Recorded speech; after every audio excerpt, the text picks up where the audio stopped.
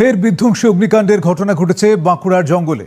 রাতের অন্ধকারে বাঁকুড়া উত্তর বন বিভাগের কাঞ্চনপুর বিট এলাকায় অর্জুনপুর জঙ্গলে ভয়াবহ অগ্নিকাণ্ডের ঘটনায় চাঞ্চল্য ছড়িয়েছে।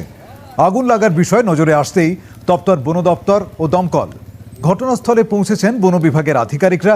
বসন্তের পাতাঝরা মরশুমে জঙ্গলে এই ধরনের আগুন লাগানোর প্রবণতা বাড়ছে। সচেতনতামূলক প্রচারও সেভাবে কাজে আসেনি। এই ঘটনায় প্রকৃতির ভারসাম্য নষ্ট হয়ে যাচ্ছে বলে অনেকেই মনে করছেন। হঠাৎ করে পথে কাঞ্চনপুর ঢোকার আগে এই জঙ্গলে দেখলাম জঙ্গলে আগুন জ্বলছে, দাউ দাউ করে আগুন জ্বলছে এ প্রান্ত থেকে ও প্রান্ত। এই আগুন তো দেখে মনে হচ্ছে কেউ লাগিয়েছে। এটা প্রায়শই ঘটছে বিভিন্ন জঙ্গলে, ঘটেই থাকে, দেখতে পাই আমরা। আজকে নিজের চোখে আরেকবার দেখলাম, খুব খারাপ লাগছে। কিছু বদমাইশি আছে, হয়তো আগুন ফেলে দিল, দেখলো না যে আগুনটা কি করে হলো।